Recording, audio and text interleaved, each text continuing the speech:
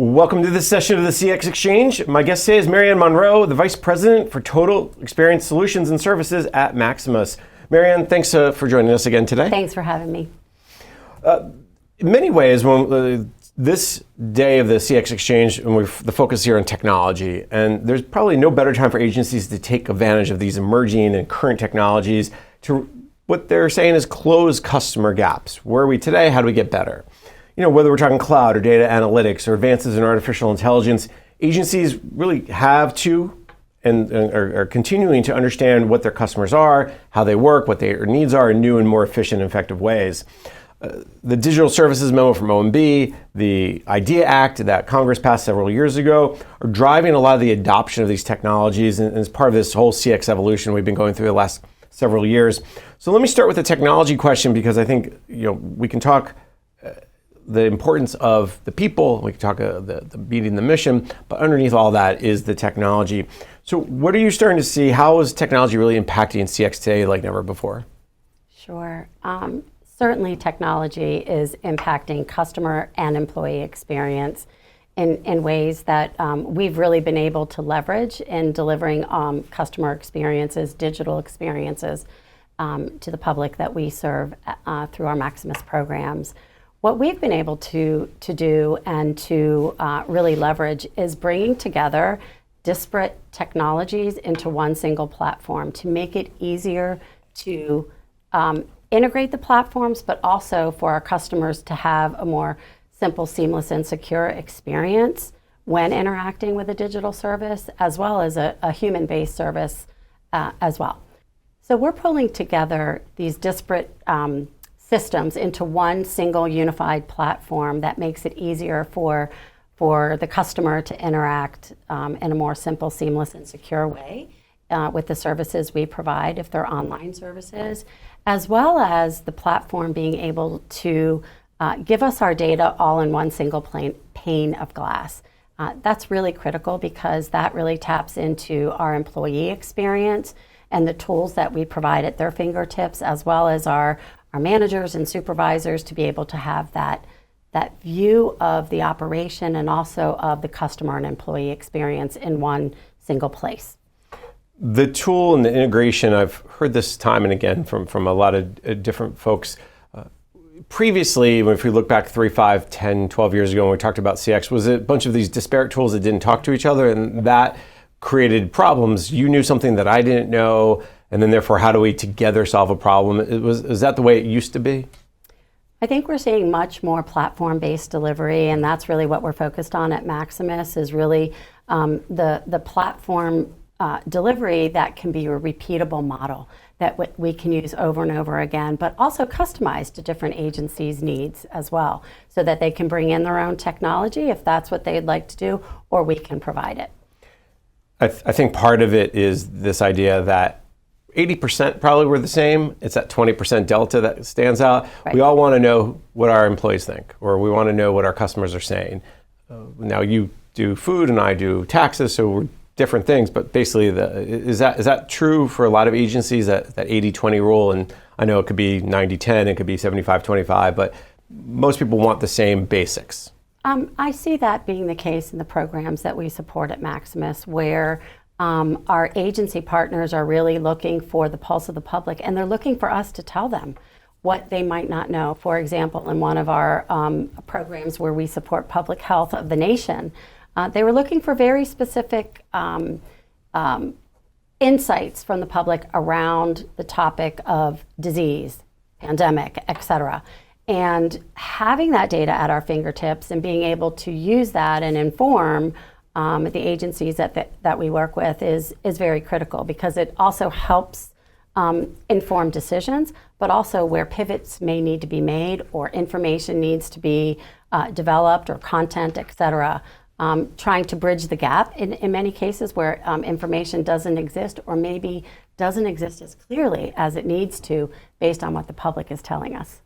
Bridging those gaps, understanding of how to pivot and change, I think that is something that the technology is enabling agencies to do much more. When you talk to agencies about this, do they get what is available? Meaning, do they understand? Okay, I have data here and I have data there, and I really do need them. Again, you mentioned single pane of glass. We heard this for years about cybersecurity. Yeah. Now it's moving to CX. Do they understand why those benefits happen and why those dashboards and analytics are really so important today? Yes, I think agencies want that. They want to be able to see the data come together better and more easily so that it can inform what's happening in their programs and what decisions they might need to make. So I think that's a critical piece of being able to leverage these different pieces of data all together. And of course, we see that across agencies really trying to get that information much more clearly and not have to look in 10, 12, 15 different systems to cobble that together to understand the story. So we're getting better and better with our technology platforms and being able to pull that together to be able to tell that story from a single pane of glass. And I think that's the key here. You just said it. Understand the story, right? Because there's so much different data. There's a customer side, there's an employee side, there's everything in between. Right. And understanding how can we improve? Oh, look, it takes our employee 4 keystrokes to get this data. What if we could get that data in 1 keystroke, and that would save time on the phone for the customer to go, hey, I need this data. And part of that is the technology is driving this. So maybe talk a little bit about the technology changes that we are seeing today and that we will see in the future. And of course, I'll play bingo. Artificial intelligence, I'm sure, is playing a big role. Absolutely. So as I mentioned, we're seeing the data come together better and better in platform-based delivery options and modern architectures that exist today. And we're also seeing the elevation of AI coming into play in a way that is really impacting the way operations work. I'll give you an example, Jason. In several of our large programs supporting agencies, we're able to pull in more unstructured customer and employee data about interactions or words spoken or customer intent, things that they care about, things that they're asking about. And we're able to leverage AI to pull that information in so that we can actually understand the pulse of the public a little bit better so that we can tell a better story or see what those impacts are in the program that we need to elevate to our agency stakeholders. So we're using a lot more of those capabilities in our platform so that it's not just limited to the operation and the performance, but it's also bringing in other experience data that is so important for us to be looking at in addition to how we're running. Unstructured data has always been a challenge. Going back to the mid-2000s when we all have to talk about data now, it's how to deal with unstructured data. Talk a little bit about how AI and unstructured data works together.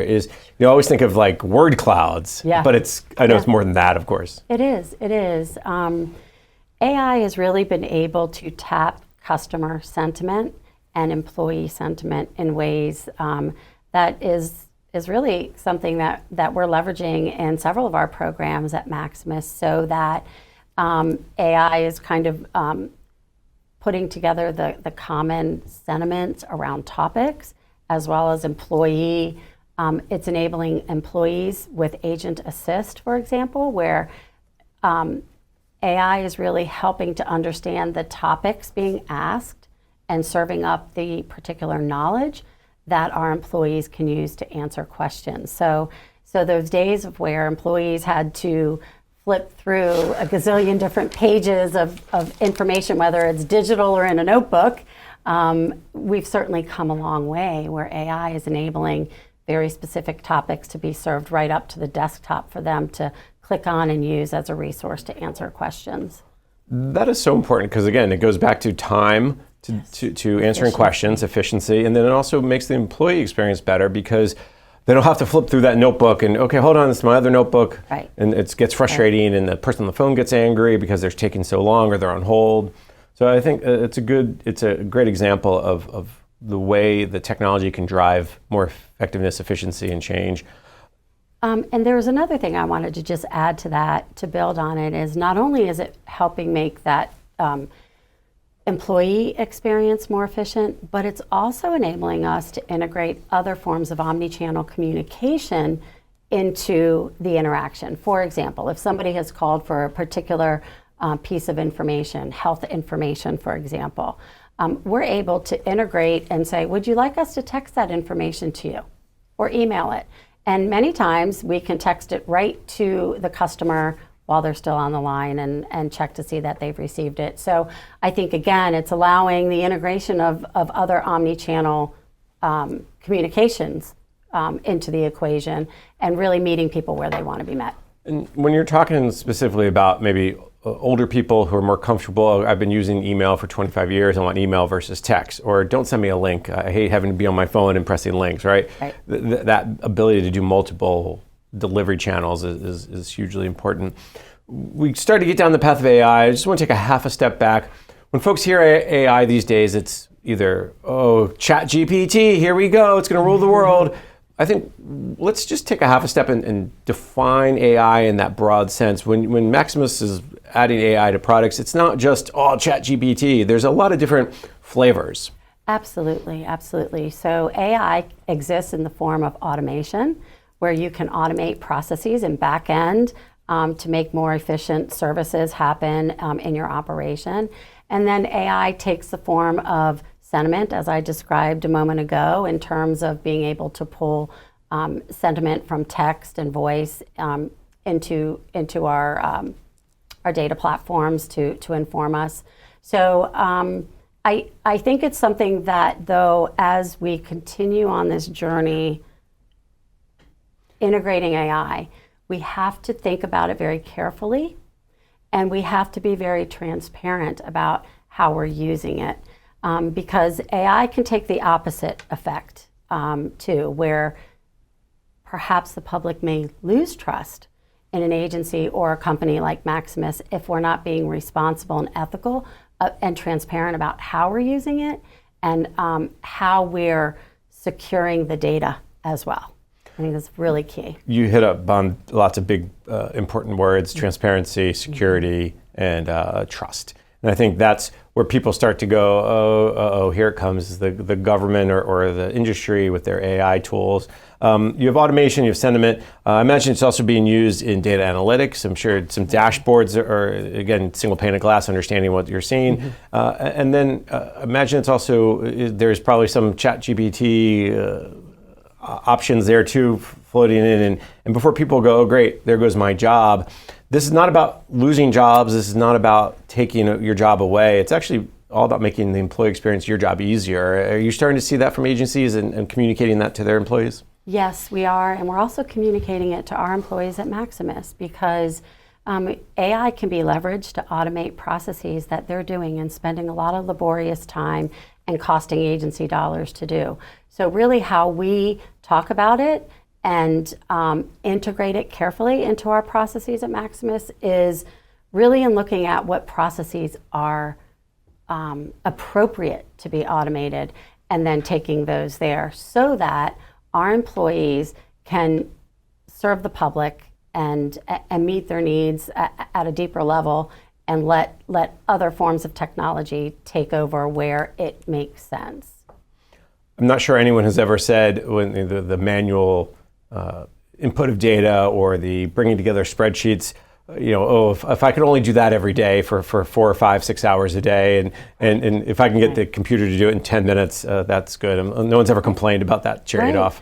Absolutely, and I'm just thinking of an example of where we've really employed automation at Maximus is really in our own procedures for onboarding employees, where it's taking much less time. We've cut the time for onboarding in over half just through automating processes. Makes sense. It gets people on their jobs quicker. It provides real value to our agency customers much more quickly and effectively. And that onboarding experience, it's your first day is a good day. I got through my onboarding in an hour instead of 6 hours, and now I'm ready to get going. So I think people shouldn't lose sight of the importance of something as simple as onboarding. That's right. Onboarding and automation. let's delve back into the AI technologies. Where else are you seeing the impact of technologies on customer experience? We talked a little bit about AI, you talked about automation and making a big deal sentiment to pull unstructured data. Are there some other examples or other areas you're seeing, hey, because of this, the way the technology is evolving, it's really making CX better or making agencies better at CX? Yep, I touched a little bit, but let's go deeper in talking about omni-channel technologies, Jason, because I think this is where we are today. We all want to interact in the way we want to interact with our brands and with our government. And we have examples of where we've implemented, for example, SMS text in some government programs where we're serving the public, the citizenry, and making it very easy for them to get information with a 5-digit code on health resources in their community, for example. But we also have other omni-channel approaches where people may want to do a web chat or use a voice assistant to start them on their path. Maybe they don't stay with the chat assistant or voice assistant, but in many cases what we're seeing in our programs is that we're able to automate those interactions where it can stay fully automated and a person doesn't need to handle those and take those orders, if you will, and can pivot to other more complex interactions. The one thing that agencies, I think, had lost sight of a little bit in the early days of this customer experience boom is the fact they still need to have personal interaction. They still need to have if you remember the days of Pueblo, Colorado, send in for your pamphlets from the government. Yes. I think that people still want that, and I think we're still going to be down that path for quite a while. When you talk about omni-channel, do agencies, even though they love the shiny object of AI and chatbots and fun things like that, do they understand also the need, hey, you still need to reach people the way they want to be reached? Yes. In many of the programs that we support, we are very intent on human interaction because it makes sense in our programs where we serve veterans, student loan borrowers, taxpayers. Not everybody wants to use a mobile app, and not everybody wants to, log in online themselves, and maybe they don't trust those online interactions. So I think this omni-channel approach that doesn't remove the human completely from interactions is very important and is very much a part of missions, for example, the IRS and the USDA, just two of many examples that we see in the government. But for us is really keeping our pulse on the public and how they want to receive the information and pivoting accordingly while not losing track of the importance of human interaction where it makes sense. I'm glad you brought up the human interaction piece. One of the things that I think every agency, every organization needs to be aware of is not to lean into the new technology too much, right? Not to, the technology, the data tells us we got to do X, and what does that mean in the bigger context? So let's talk a little bit about striking that balance between, hey, we got to use technology because it's going to make us better, but let's not use the human, let's not cut the human out of the loop too much. How can agencies kind of find that balance? Yeah, I think a good way to address that, Jason, is really for agencies to continue to expand their use of pilots and test and learns with technology to kind of play out use cases where they think it might make sense, and we would come alongside them in that journey of discovery and really kind of take a proof of concept through a period of time and test those interactions and those different ways of delivering services without fully committing and going all in.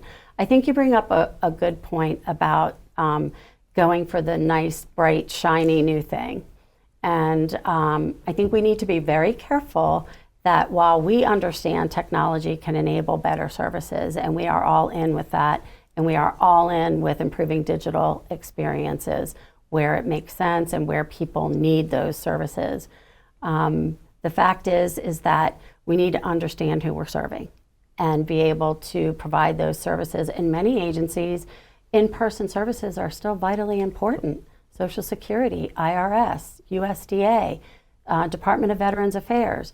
Those are very important services that the American public relies on, and definitely have to factor into this equation of how we strike that balance that you asked about.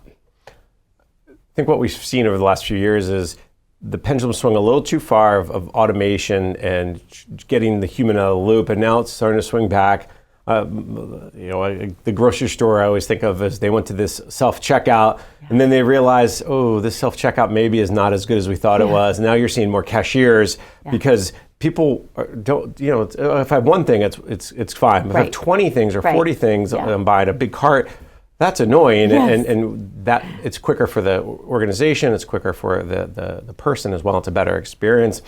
So maybe talk a little bit about, as agencies are kind of, what are some of those pitfalls or obstacles that they sometimes run into when they're trying to strike that right balance, and so they don't overcorrect or go too far? I think what we're seeing in our programs is the fact that it's important to understand the end-to-end and understand those touch points along the journey to look for opportunities where it might make sense to explore moving interactions to digital or self-service.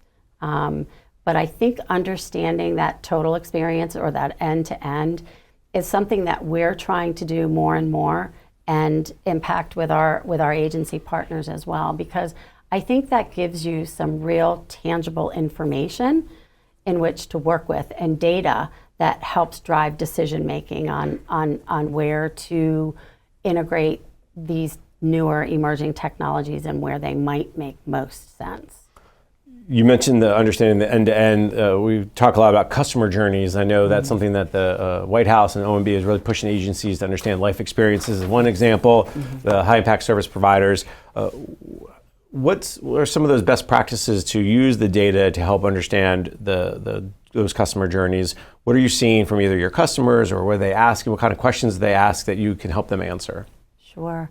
One of the things that we're seeing and we're doing more and more at Maximus is really helping our programs understand the end-to-end service blueprint and what that looks like. So that takes into account the customer's steps and their journey, but also the employees' experiences along that same journey, and all of those systems that are interacting along the way of that end-to-end service experience.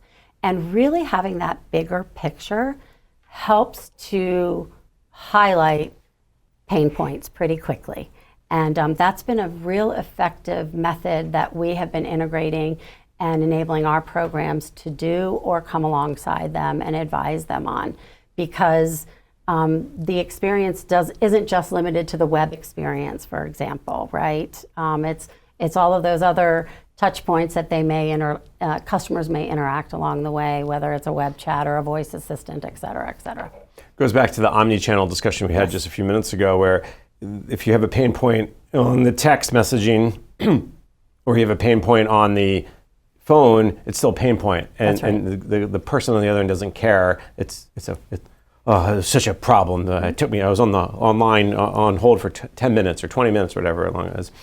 You bring up the end-to-end experience and understanding the pain points, and this comes back to human-centered design, and that's where again, we talked about keeping the human in the loop. How are agencies starting to apply these same DevSecOps processes now to customer experience to make sure the user experience is on target? Yeah, we're seeing more and more agencies employ user-centered design, human-centered design experts into their agencies, into their CX offices or their US digital services, and that's terrific, because paying attention to those to the people you're serving and how they're using your services and technologies is critical to moving the needle and improving them. So definitely we're seeing more and more integration of human-centered design and human factors into opportunities as well as service delivery. MaryAnn, we're just about out of time, and in the last minute or so we have together, let me ask you, we talked a lot about technology. We mentioned AI, we mentioned the trust, the transparency pieces. We didn't get to cloud, but that's okay. I'm sure there's a role for cloud. What is your big takeaways from our conversation today you want to make sure the audience understands about the impact of technology on CX? I think the technology greatly impacts customer experience. And the way in which we as a company and agencies leverage the technology to inform and improve the customer or employee experience is here. We're going to continue to move forward with more and more emerging technologies and flexibilities and platforms in order to deliver these services. So it's really taking a careful look at what the needs are and understanding who your customers are and who you're serving and how you can best leverage technology to enable that customer experience while also not forgetting the employee and the tools and resources they need at their fingertips in order to deliver the good services.